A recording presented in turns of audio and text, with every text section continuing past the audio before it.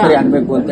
ಈಗ ಅದು ಈಗ ತಾನೇ ಓಪನ್ ಆಗಿದೆ, ಅದು ಯಾರು ಓದಿಲ್ಲ, ಸರಿ ಇದೆ ತಪ್ಪಿದೆ ಅಂತಕ್ಕಂಥದ್ದು ಎಲ್ಲ ಓದಿ ಆ ಸಚಿವ ಸಂಪುಟ ಸಭೆಯಲ್ಲಿ ಚರ್ಚೆ ಮಾಡಿದಾಗ ಅದ್ರ ಬಗ್ಗೆ ನಿರ್ಣಯ ಅಂತೂ ಆಗಿಲ್ಲ. ಏನು ಈಗ ಮುಂಚೆ ಕೂಡ ವಿರೋಧ ಮಾಡ್ಕೊಂಡು ಬರ್ತಾ ಇರೋದು ಜಾತಿ ಗಣತಿಗೆ, ಅದು ವಿಶೇಷವಾಗಿ ಸ್ವೀಕಾರ ಮಾಡಬಾರ್ದು ಅಂತ ವಿರೋಧ ಮಾಡ್ಕೊಂಡು ಲಿಂಗಾಯತ್ ಮಹಾಸಭಾದಿಂದ ಗಣತಿ ಮಾಡಿ ಅನ್ನೋದು ಕರೆಕ್ಟ್. ಈಗ ಕೆಲವು ಇದು ಒಕ್ಕಲಿಗ ಸಮಾಜದ ಸಂಘಟನೆಗಳು ಹೇಳಿದೆ, ಲಿಂಗಾಯತ ಸಮಾಜ ಸಂಘಟನೆಗಳು ಕೂಡ ಹೇಳಿವೆ.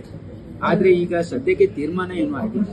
ಇದು ಬರೀ ಆ ರಿಪೋರ್ಟ್ ಅನ್ನ ಕ್ಯಾಬಿನೆಟ್ಗೆ ಸಬ್ಮಿಟ್ ಮಾಡಿದಾಗ ಅದನ್ನು ಓಪನ್ ಮಾಡಿದ್ದಾರೆ ಅಷ್ಟೇ. ಅದು ಇನ್ನೂ ನಮ್ಮ ಕೈಗೂ ಬಂದಿಲ್ಲ. ಅದು ಇವತ್ತು ನಾಳೆ ಏನೋ ತಲುಪಿಸ್ತೀವಿ ಅಂತ ಹೇಳಿದ್ದಾರೆ. ಅದು ತಲುಪಿಸಿದ ಮೇಲೆ ಅದನ್ನ ನಾವು ಓದಿ ಸಚಿವ ಸಂಪುಟ ಸಭೆಯಲ್ಲಿ ಅದನ್ನ ಚರ್ಚೆ ಮಾಡಿ ತೀರ್ಮಾನ ತೆಗೆದುಕೊಳ್ಳಲಾಗುತ್ತೆ. ಯಾಕಂದ್ರೆ ಕ್ಯಾಬಿನೆಟ್ ಅಂದ್ಮೇಲೆ it will be collective decision. ಅದ್ರ ಮಾಹಿತಿ ನನಗಂತೂ ಇಲ್ಲ, ಯಾಕಂದ್ರೆ ನಾನಂತೂ ಇನ್ನೂ ಓದಿಲ್ಲ ಅದನ್ನ. ಯಾಕಂದ್ರೆ ನನಗೆ ಇವತ್ತು ಸಾಯಂಕಾಲ ತಲುಪಿಸ್ತೀವಿ ಅಂತ ಹೇಳಿದ್ದಾರೆ. ಅದು ಓದೋ ತನಕ ನಾವು ಅದು ಇದೆ ಅಂತ ನಾವು ಏನೇ ಹೇಳಿದ್ರು ಕೂಡ it will be only speculation. ಅದು ಓದಿದ್ಮೇಲೆ ನಾವು ಚರ್ಚೆ ಮಾಡಿದ್ಮೇಲೆ ನಾವೇನು ಅಭಿಪ್ರಾಯ ಹೇಳ್ತೀವಿ. ಅಲ್ಲ, ಇನ್ನೊಂದು ಏನಾಗಿದೆ ಅಂದ್ರೆ ಈಗ ವೀರಶೈವ ಲಿಂಗಾಯತ ಎರಡು ಸೇರಿದ್ರೆ ನಂಬರ್ 1 ಜಾತಿ ಆದರೂ ಸಹಿತ ಎರಡು ಡಿವೈಡ್ ಮಾಡಿರೋದ್ರಿಂದ ಇನ್ನೊಂದು ಜಾತಿ ಯಾವ್ದು ನಂಬರ್ 1 ಅಂತ ಬಂದ ಇಲ್ಲ. ಒಂದಾಗಿ ಸಮಾಜ ಜಯಂತಿ ಆಚರಣೆ ಆಗ್ತಾ ಇರೋದ್ರಿಂದ ಸಹಿತ ಈ ರೀತಿ ಬೈಫರ್ಕೇಶನ್ ಆಗಿರೋದ್ರಿಂದ ಇಲ್ಲ ನೋಡಿ, ಈಗ ಅವರು ಒಂದು ವರದಿ ಕೊಟ್ಟಿದ್ದಾರೆ.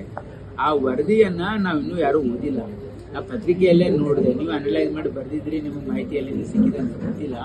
ಆದ್ರೆ ನನಗಂತೂ ಇನ್ನೂ ನನ್ನ ಕೈಗೆ ಬಂದಿಲ್ಲ. ಬಂದ ಮೇಲೆ ಅದನ್ನ ಓದಿದ ಮೇಲೆ ಸಚಿವ ಸಂಪುಟದಲ್ಲಿ ಚರ್ಚೆ ಆಗಿ ಅದು ಒಮ್ಮತದ ನಿರ್ಣಯ ಆಗ್ತದೆ. ಅದಾದ್ಮೇಲೆ ತೀರ್ಮಾನ ತೆಗೆದುಕೊಂಡು ಈಗಂತೂ ಯಾವುದೂ ತೀರ್ಮಾನ ತೆಗೆದುಕೊಂಡಿಲ್ಲ. ಬರೀ ಅದು ಓಪನ್ ಆಗಿದೆ ಅಷ್ಟೇ.